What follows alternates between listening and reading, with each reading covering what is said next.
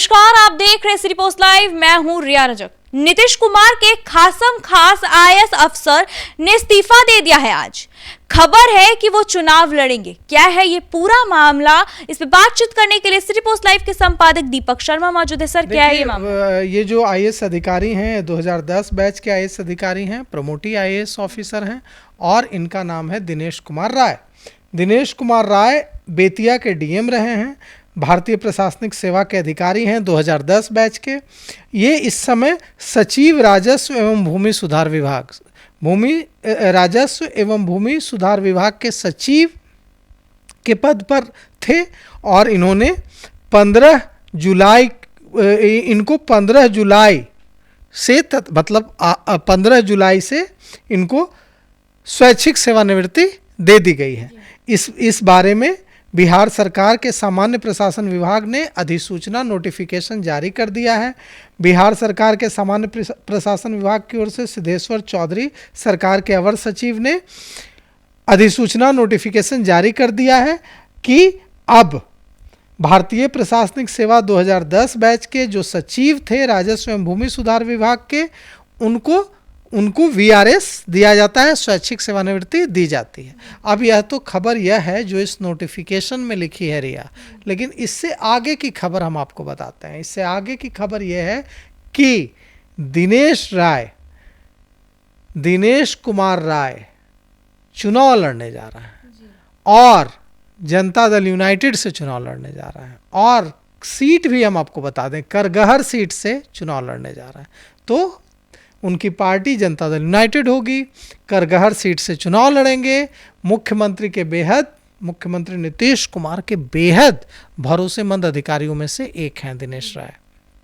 दिनेश राय गया जिले में, जहां से मैं आता हूं, वहां डीटीओ रहे हैं और कुछ समय पहले तक राजस्व एवं भूमि सुधार विभाग के सचिव बनने से कुछ दिनों पहले तक वे बेतिया जिले में डीएम के पद पर तैनात डीएम के रूप में कार्य कर रहे थे। वहां से उनका तबादला हुआ और उन्होंने यहाँ सचिव राजस्व भूमि सुधार विभाग के तौर पर योगदान दिया। उसके बाद अब उनका वीआरएस मंजूर हो गया है और चुनाव से ठीक 3-3.5 महीने पहले मंजूर हुआ है। हम लोगों ने जब पता किया तो हमें पक्की खबर मिल रही है कि करगहर से इनका टिकट फाइनल है। करगहर से ये चुनाव लड़ सकते हैं। देखिए, नीतीश कुमार इन पर कितना भरोसा करते हैं यह इससे पता चलता है कि ये मुख्यमंत्री के आप्त सचिव रहे हैं। नीतीश कुमार के जो भरोसेमंद अधिकारी हैं उसमें दिनेश कुमार राय एक हैं। दिनेश कुमार राय पटना में भी रहे हैं, गया में भी रहे हैं, कई जिलों में डीटीओ रहे हैं। बाद में जब 2010 में पदोन्नति पाकर, प्रमोशन पाकर ये आईएएस ऑफिसर बने तो कई जिलों में रहे, बेतिया में डीएम रहे। अब इन्होंने वीआरएस ले लिया है और अब एक नई राजनीतिक पारी एक नई पारी जो कि राजनीतिक होगी वो शुरू होने नौकरी छोड़कर राजनीति में आ गए। अब नौकरी छोड़कर राजनीति में आ गए हैं और चुनाव के मौसम में ऐसी खबरें हमें और भी सुनने को मिल सकती हैं जब कई बड़े अधिकारी जो हैं वीआरएस लेकर, इस्तीफा देकर चुनाव लड़ सके। कुछ दिनों पहले हमने आपको बताया था कि कैसे एक एडीजी रैंक के आईपीएस अफसर, जो एडीजी अतिरिक्त पुलिस महानिदेशक रैंक के हैं हिमाचल प्रदेश के, जयप्रकाश सिंह, जेपी सिंह, उन्होंने प्रशांत किशोर के एक इशारे पर इस्तीफा दे दिया और अब वे सारण के किसी सीट से चुनाव लड़ेंगे। तो आईपीएस, वो डायरेक्ट आईपीएस हैं और पहली बार ऐसा हुआ है कि कोई आईपीएस जो रिटायर नहीं है, डायरेक्ट आईपीएस है, वो जनसुराज से चुनाव लड़ने के लिए, क्योंकि जनसुराज एक नई पार्टी है। आनंद मिश्रा आए थे तो वो भारतीय जनता पार्टी से चुनाव लड़ने आए थे, बाद में वे जनसुराज में शामिल हुए, लेकिन पहली बार ऐसा हुआ है कि जनसुराज से चुनाव लड़ने के लिए एक आईपीएस अफसर, एडीजी रैंक का आईपीएस अफसर इस्तीफा देता है और अब उनकी चर्चा है कि वे जनसुराज से, सारण सीट से चुनाव लड़ेंगे।